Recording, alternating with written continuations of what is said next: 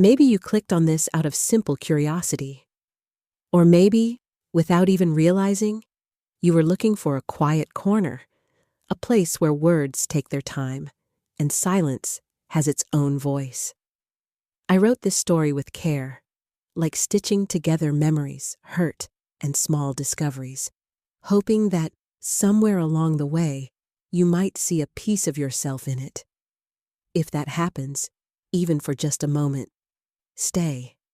Listen as far as you can, and if you feel like it, leave a little trace. A few words, a small sign you are here.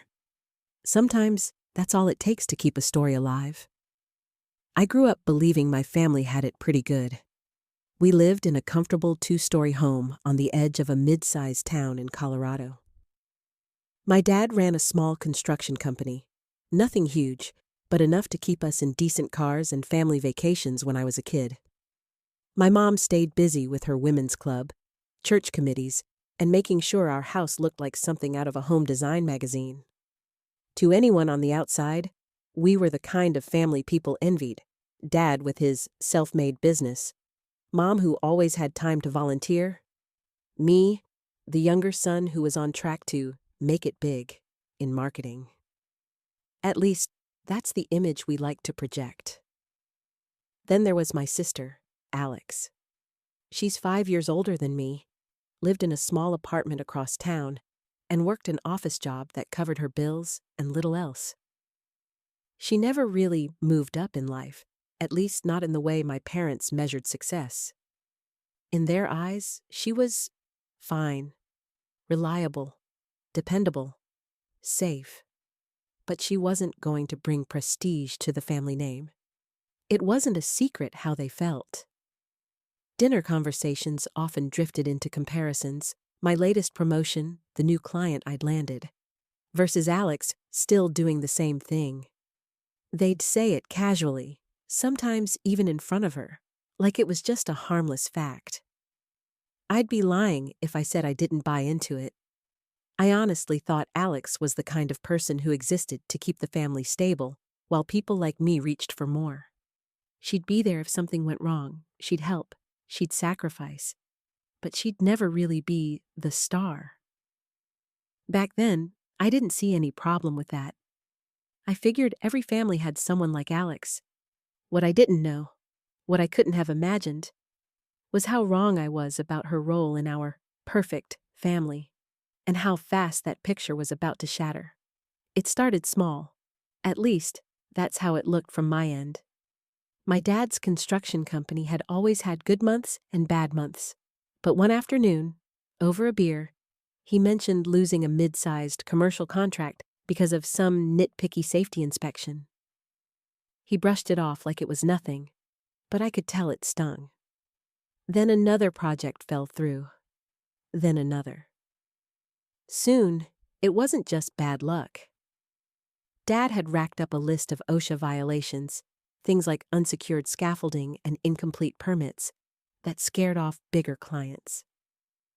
The kind of stuff you can't just hand-wave away in the US without getting slapped with serious fines. Meanwhile, my mom? Well, she didn't change much. If anything, she leaned harder into her image. New dining room furniture. A weekend trip to Santa Fe with her club friends. I'd see her post pictures on Facebook of brunches and wine tastings, smiling like nothing in the world was wrong. I didn't pay too much attention to it. I was busy with my own life, and honestly, I assumed my parents had it under control. They'd always managed before. Even when I overheard Dad on the phone arguing with someone from the bank about the mortgage being current, I figured it was just temporary cash flow stuff. Then Alex started showing up more. At first, it was just once or twice a week, her old sedan parked out front when I swung by. Then it was almost every evening. I'd see her in the kitchen with Mom, their voices low, or sitting at the dining table with Dad, papers spread out between them. They'd stop talking the moment I walked in. Not in an obvious, guilty way, but enough for me to know whatever it wasn't meant for me to hear. Looking back, that was the first sign, the first little shift in the air. At the time, I just assumed she was trying to be the responsible one again, stepping in to keep the family afloat like she always did. I had no idea the scale of what was really going on, or how deep she was about to get. One Friday night, I came over to my parents' place after work. Dad was in the den, half watching the news, half scrolling on his phone. Mom was in the kitchen, on her laptop. Alex was at the dining table, sorting through a stack of bank statements and loan documents like she worked for the IRS. I grabbed a beer from the fridge and leaned against the doorway, watching her with this mix of curiosity and mild annoyance. She looked so focused, like she was solving some big corporate crisis. 2 years. That's how long it took. 2 years of Alex scraping together every dime she could, juggling her own bills while patching every hole in my parents' sinking ship.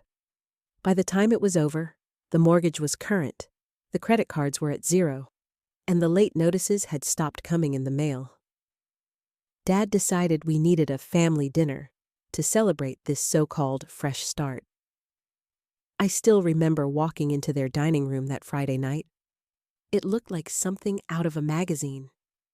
Candles lit, fresh flowers in a vase, a roast in the center of the table.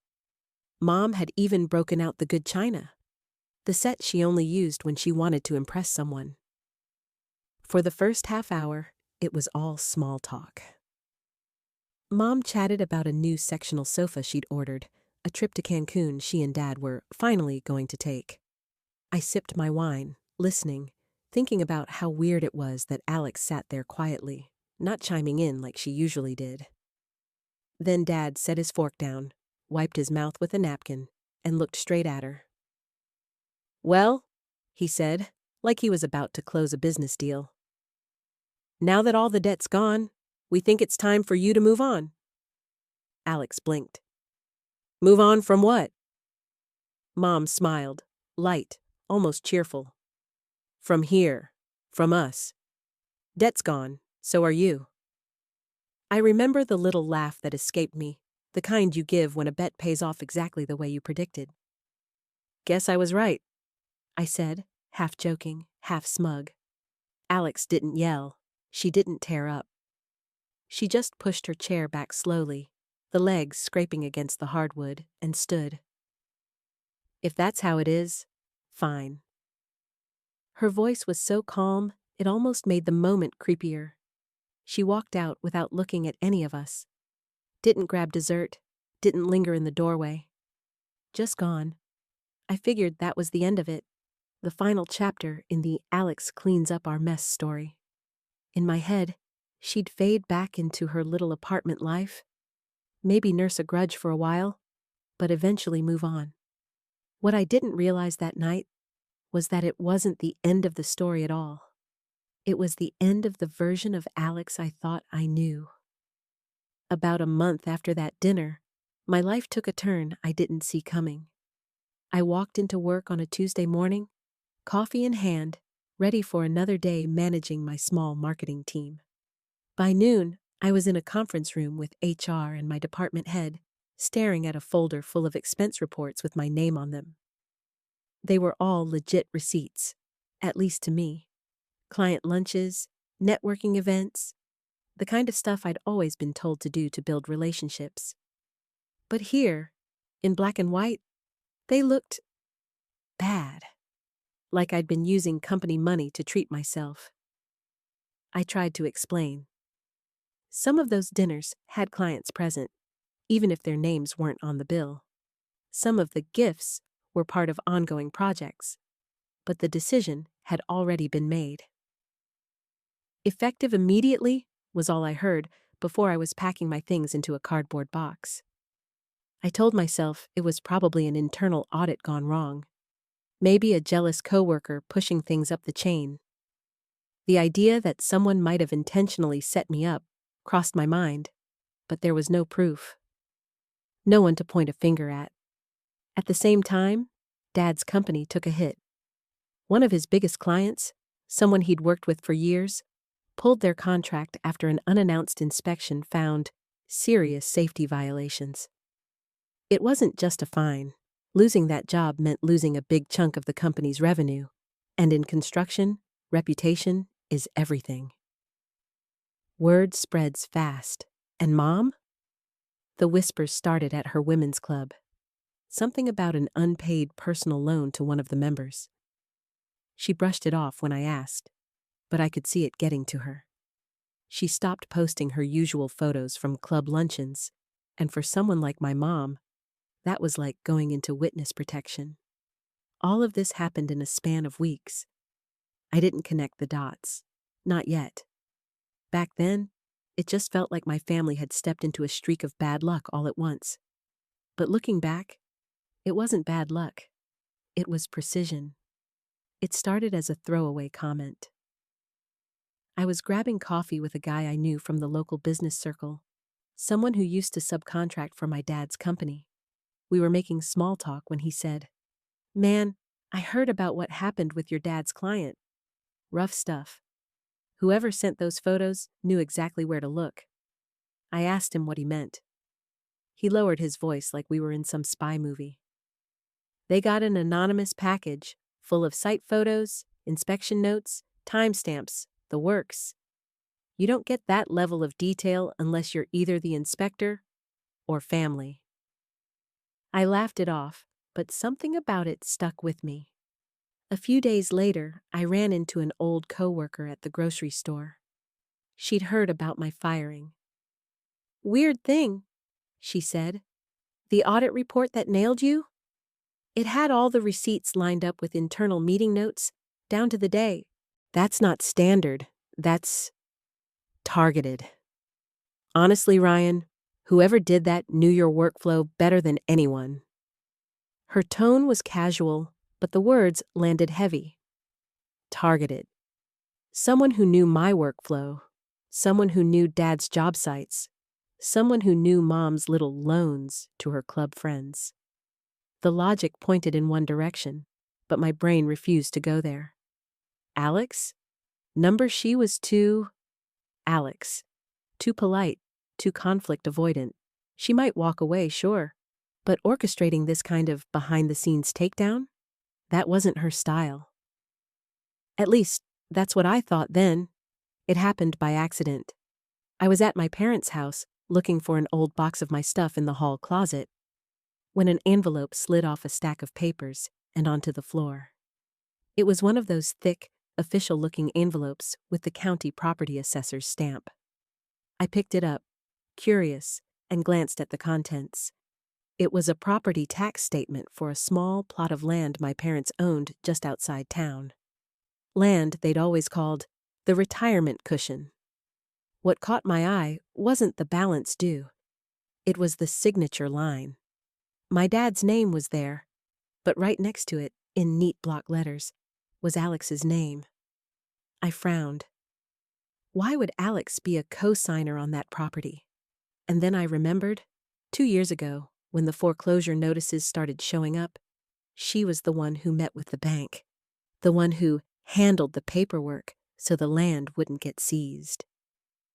I put the envelope back, but my mind didn't stop spinning. I replayed the timeline in my head. Alex at the dining table with bank forms. The sudden quiet after that dinner. My job falling apart. Dad losing his client. Mom's social circle turning on her. It all started after she walked out that night. Up until then, I'd thought Alex's exit was just her finally being done with us. But what if she hadn't left at all? What if she just shifted positions? Moved from the dutiful daughter role into something else entirely, something colder, more strategic. For the first time, a thought hit me that I didn't like. Maybe the string of bad luck wasn't bad luck at all. And if Alex really was behind it, then she wasn't the sister I thought I knew. She was something else entirely. And I realized I was starting to be afraid of her. I was having lunch with a former coworker when he mentioned, offhand, that the little plot of land my parents owned had just been sold. He'd seen the listing go up and down in record time. One of those quick cash offers that closes in days. At first, I figured Dad had finally decided to cash out. But when I brought it up that evening at my parents' house, the reaction I got was panic. Dad's face went pale. "What are you talking about? That land isn't for sale." Mom shot him a look and disappeared into the study. A minute later, she came back with a crumpled stack of documents and slapped them on the table. Right there, in the recorded deed transfer, was Alex's name. She'd been on the title all along, as a co-owner. And apparently, months ago, she'd filed the paperwork to move the property solely into her name. Completely legal, completely irreversible without her consent. Dad sank into a chair, muttering something about, how could she, after everything? But that wasn't even the worst part. Mom unfolded a single sheet of paper that had been tucked inside the envelope from the county clerk. It wasn't typed like a formal letter, just a printed sales receipt for the property, and one line in Alex's handwriting. Debt's gone. So are you. No explanation, no phone number, nothing else. They tried calling her, straight to voicemail. Dad suggested maybe confronting her at her apartment, but Mom shook her head. She'd already driven by earlier that week. The place was empty. The money from the sale? Locked in an account they had no access to.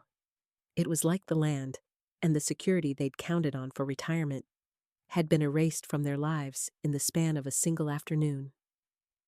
I just sat there, staring at the letter, feeling a mix of shock and something else I couldn't quite name, because in that moment, I knew.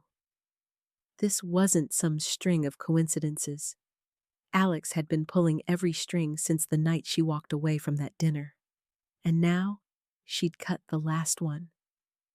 A week later, I was driving my parents downtown. Dad had a follow-up with his lawyer about the land sale, and Mom insisted on coming, just in case there's something to salvage. We were walking back to the car when I saw her. Alex. She was coming out of a coffee shop across the street, sunglasses on, hair pulled back, dressed like someone with no intention of blending in. She looked lighter. Not in weight, but in the way she carried herself, like a person who'd finally dropped a load they'd been hauling for years. Mom spotted her too.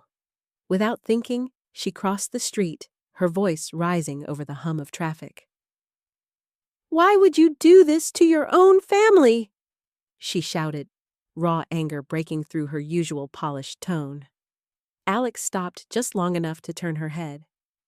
She took off her sunglasses, met Mom's eyes, and said calmly, "Family. You walked away from me at that dinner months ago. I'm just returning the favor." Then she put her sunglasses back on, turned, and kept walking. No hesitation, no backward glance. I stood there halfway across the street, watching her disappear into the crowd. And I knew, right then, that something permanent had shifted. This wasn't a fight that would blow over. There would be no tearful reconciliations, no holiday dinners where everyone pretends nothing happened. My sister was gone. Not geographically, she was still somewhere in this town, but gone in every way that mattered. And my parents, they'd never get her back. It was the first time I'd ever seen my mom speechless. A few nights after we saw Alex on the street, I found myself sitting alone in my apartment, staring at a blank TV screen. No phone in my hand, no music, just quiet. I went over everything in my head. Every moment I'd brushed her off. Every time I'd laughed when she sacrificed something for the family. Every warning sign I'd ignored because it was easier to believe she was just the safe, dependable one. The truth hit me hard. Alex had never been naive. Not once. She'd been watching us the entire time, taking notes literally and figuratively while she paid off the debts. Every bad decision my dad made, every corner he cut on a job site, every casual loan my mom took without repaying, every questionable expense I signed off on at work.